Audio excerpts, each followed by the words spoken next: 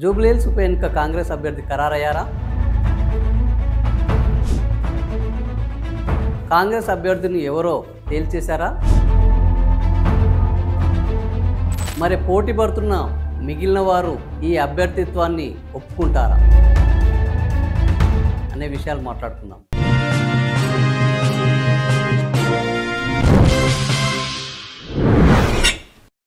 Hi, hello, నమస్తే. Social post news అప్డేట్స్కు స్వాగతం. ప్రస్తుతం రాష్ట్రంలో ఎన్నికల వాతావరణం జోరుగా ఉన్నది. ఇందులో ఒకటి స్థానిక సంస్థల ఎన్నికలైతే మరొకటి జూబ్లీహిల్స్ ఉప ఎన్నిక.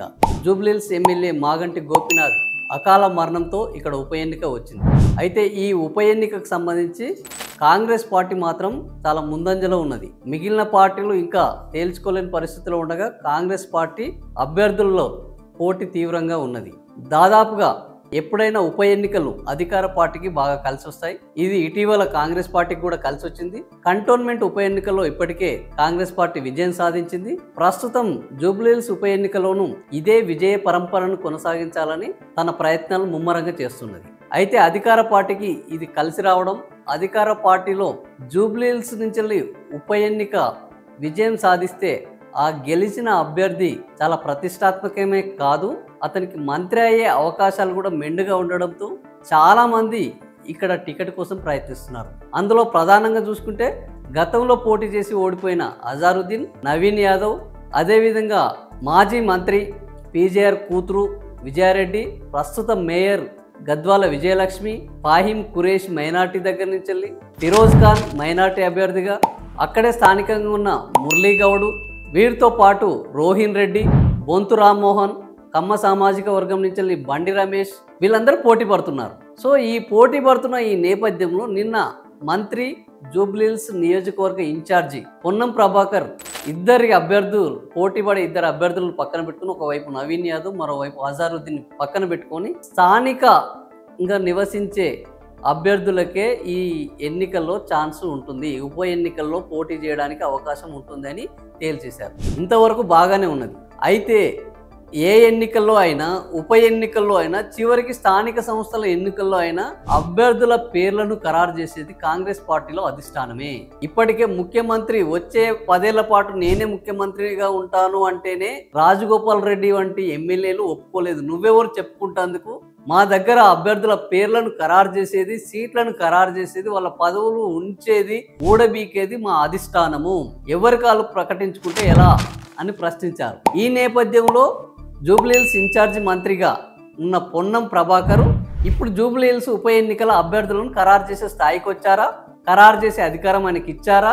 ఖరారు చేయమని ఆయనకు ఇప్పటికే బాధ్యతలు అప్పగించారా? ఈ విషయం మీద ఇప్పటి వరకు ఎలాంటి క్లారిటీ లేదు. కానీ స్థానికులకు మాత్రమే ఉప ఎన్నికల్లో పోటీ చేసే అవకాశం ఉంటుంది అని ఆయన ఇప్పటికే తేల్చేశారు. మరి పొన్నం ప్రభాకర్ మాట్లాడిన మాటలకు జూబ్లీహిల్స్లో స్థానికంగా లేని మిగిలిన అభ్యర్థులు బండి రమేష్, బొంతు రామ్మోహన్, ఫిరోజ్ ఖాన్, ఫాహిం ఖురేషి, రోహిన్ రెడ్డి, ఇలాంటి వారందరూ రేపు ఏం చేయబోతున్నారు? పొన్నం ప్రభాకర్ చెప్పిన దాంతో వాళ్ళు అంగీకరిస్తారా? లేదా పొన్నం ప్రభాకర్ ఎవరు అభ్యర్థుల పేర్లను నిర్ణయించడానికి, అభ్యర్థుల అర్హతలను నిర్ణయించడానికి అని ప్రశ్నిస్తారా? తిరుగుబాటు చేస్తారా? ఏఐసిసి చూసుకోవాల్సిన అంశాన్ని, అదేవిధంగా పార్టీ పిసిసి అధ్యక్షుడు మహేష్ కుమార్ గౌడ్ చూసుకోవాల్సిన అంశాన్ని ఇన్ఛార్జి మంత్రి ఫైనల్ చేస్తే మరి వీరందరూ ఎందుకు ఉన్నట్టు అనే ప్రశ్న సాధారణంగా తలెత్తుతుంది. సో ఇద్దరు అభ్యర్థులని తీవ్రంగా పోటీ పడుతున్న ఇద్దరు అభ్యర్థులను పక్కన పెట్టుకొని ప్రెస్ మీట్ మాట్లాడితే జూబ్లీహిల్స్ ఉప ఎన్నిక అభ్యర్థి తేలిపోయినట్టేనా? సో ఈ ఇద్దరిట్లలో ఎవరికి ఇవ్వబోతున్నారు? మైనార్టీ వర్గానికి ఇవ్వబోతున్నారా? బీసీ వర్గానికి ఇవ్వబోతున్నారా? బీసీ వర్గానికి 42% రిజర్వేషన్ నేపథ్యంలో బీసీలను పెట్టుకుంటారా? లేదా అక్కడ మైనార్టీ సీట్లు, మైనార్టీ ఓట్లు ఎక్కువగా ఉన్నాయి కాబట్టి మైనార్టీ ఓట్లు ప్రభావితం చేసే అంశంలో మైనార్టీకి ఇస్తారా? మైనారిటీకి ఇస్తే కూడా పోటీ ఫిరోజ్ ఖాన్, ఫాహిం ఖురేష్, అజారుద్దీన్ ముగ్గురు పోటీ పడుతున్నారు. మహిళలకు ఇవ్వాలన్న ఒక సానుభూతి కూడా ఉన్నది. బీఆర్ఎస్ నుంచి మహిళలకు ఇచ్చే అవకాశం ఉంది కాబట్టి మహిళలకు ఇస్తేనే గెలుస్తారు అనుకుంటున్నారు. అలాంటి పక్షంలో గద్వాల విజయలక్ష్మి అడుగుతున్నారు, విజయారెడ్డి, పీజేఆర్ కూతురు విజయారెడ్డి అడుగుతున్నారు. సో జూబ్లీహిల్స్ ఉప ఎన్నిక కోసం పోటీ ఇంత తీవ్రంగా ఇన్ని వర్గాల నుంచి మహిళలు, మైనారిటీలు, రెడ్డిలు, కమ్మలు, బీసీలు ఇంతమంది పోటీలో ఉండగా స్థానికులకు మాత్రమే ఇస్తామని ఏకవాక్య తీర్మానం జూబ్లీహిల్స్ ఇన్ఛార్జి మంత్రి పొన్నం ప్రభాకర్ చేయడంపై ఇప్పుడు పార్టీలో పెద్ద చర్చానీయాంశమైనది. మరి పొన్నం ప్రభాకర్ తన మాట మీద కట్టుబడి ఉంటారా?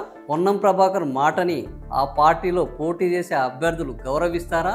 ఇలా ఎలా మాట్లాడతారని పొన్నం ప్రభాకర్ని అధిష్టానం మందలిస్తుందా? ఇంకా ఏం జరగబోతుంది? జూబ్లీహిల్స్ ఉప ఎన్నికపై 100 ప్రశ్నలు, అందుబాటులో లేని సమాధానాలు, ఇవన్నీ ఇంకా మిగిలే ఉన్నాయి. ఏం జరగబోతుందో ఎప్పటికప్పుడు తెలుసుకుందాం. ఈ విషయం మీకు నచ్చితే లైక్ చేయండి, సబ్స్క్రైబ్ చేయండి, షేర్ చేయండి. మరిన్ని విషయాలు చెప్పాలనుకుంటే మీ అభిప్రాయాలను కామెంట్ల రూపంలో తెలియజేయండి. Thank you for watching.